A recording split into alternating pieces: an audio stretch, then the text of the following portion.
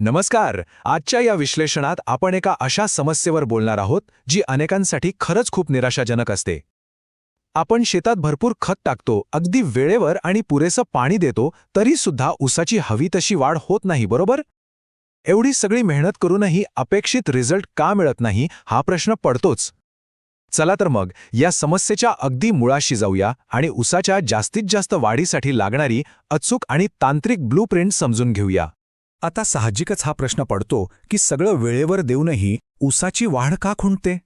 खरं तर कृषी विज्ञानातला हा एक अत्यंत कळीचा मुद्दा आहे. जेव्हा खते आणि पाणी यांसारख्या पारंपरिक गोष्टी योग्य वेळी देऊनही पीक वाढत नाही, तेव्हा नेमकी चूक कुठे होते हे समजून घेण्यासाठी आपल्याला फक्त वरवर बघून चालणार नाही, तर प्रत्यक्ष जमिनीखाली माती आणि मुळांच्या पातळीवर शास्त्रीय दृष्टिकोनातून नेमकं काय चाललंय हे पाहणं गरजेचं आहे. आणि इथेच हा आकडा समोर येतो, 90%. हो, हे खरोखरच धक्कादायक आहे. तब्बल 90% लोक एका अत्यंत मूलभूत गोष्टीकडे सरळ दुर्लक्ष करतात, ज्याचा थेट फटका ऊसाची जाडी, वाढ आणि एकूणच उत्पादनाला बसतो. केवळ मोजकेच लोक या तांत्रिक बाजूंकडे गांभीर्याने लक्ष देतात आणि म्हणूनच बहुतांश शेतात ऊसाची पूर्ण क्षमता कधीच वापरली जात नाही. तर आजच्या या सादरीकरणात आपण या 6 प्रमुख मुद्द्यांवर नजर टाकणार आहोत. वाढ खुंटण्याचं खरं कारण, माती परीक्षण, जमिनीचा सामू किंवा पीएच, सूक्ष्म अन्नद्रव्ये, योग्य ओलावा व्यवस्थापन आणि काही अत्यंत सोपे तात्काळ उपाय. चला तर मग आपल्या पहिल्या आणि सर्वात महत्त्वाच्या मुद्द्यापासून सुरुवात करूया. वाढ खुंटण्याचं अगदी नेमकं कारण काय? इथे आपल्याला पारंपरिक पद्धती आणि प्रत्यक्ष लागणाऱ्या गोष्टींमधली तफावत अगदी स्पष्ट दिसते. एका बाजूला आपण फक्त प्राथमिक खतं आणि पाण्यावरच लक्ष केंद्रित करतो, जे आवश्यक आहेच, पण तेवढंच पुरेसं नाहीये. दुसऱ्या बाजूला मातीचं आरोग्य, तिचा पीएच आणि मुळांची प्रत्यक्ष स्थिती या अतिशय महत्त्वाच्या तांत्रिक घटकांकडे मात्र वारंवार दुर्लक्ष केलं जातं. जोपर्यंत आपण या गोष्टींकडे लक्ष देत नाही, तोपर्यंत केवळ खतांच्या गोण्या रिकाम्या करून काहीही साध्य होणार नाही. आणि या दुर्लक्षाचा अंतिम परिणाम काय होतो? तर पिकाची वाढ पूर्णपणे थांबते.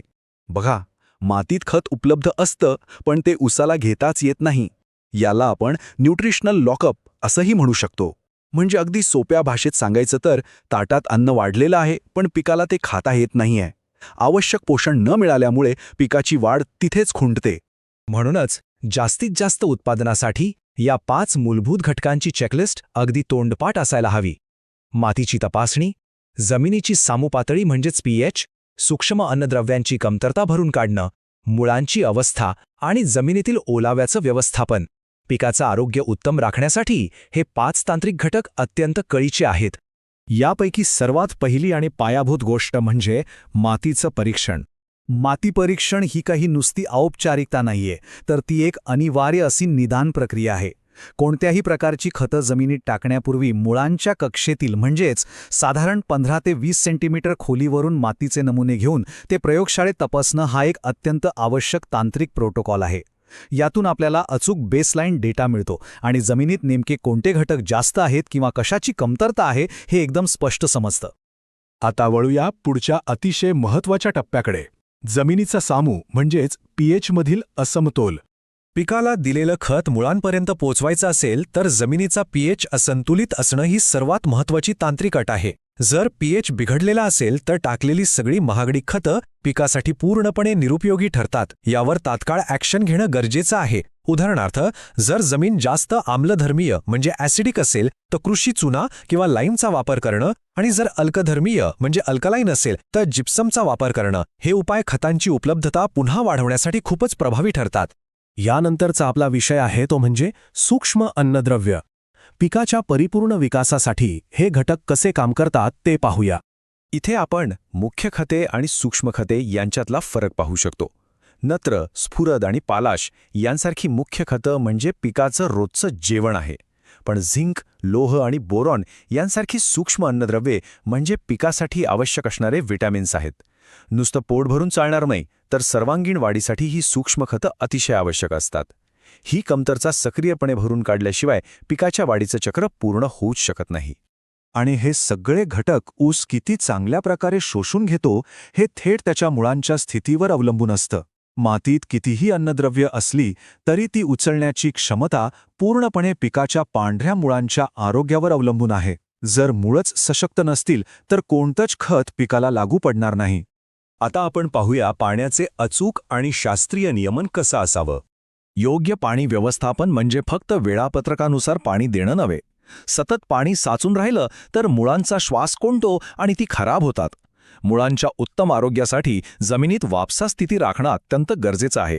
यासाठी एक सोपी चेकलिस्ट फॉलो करता येईल, जसं की जमिनीच्या पृष्ठभागाखालील ओलावा नियमित तपासणे, पाण्याचा अपव्यय टाळण्यासाठी ठिबक सिंचनाचा योग्य वापर करणे आणि हवामानानुसार पाण्याचे अचूक नियोजन करणे. आता आपण या विश्लेषणाच्या शेवटच्या टप्प्याकडे आलो आहोत, जिथे आपण काही साधे पण तात्काळ परिणाम देणारे उपाय पाहूया. आतापर्यंतच्या संपूर्ण चर्चेचा अर्क या एका प्रोटोकॉलमध्ये सामावलेला आहे. सर्वात आधी माती परीक्षण करा, त्यानंतर मातीचा पीएच तपासा आणि त्यातला असमतोल दूर करा.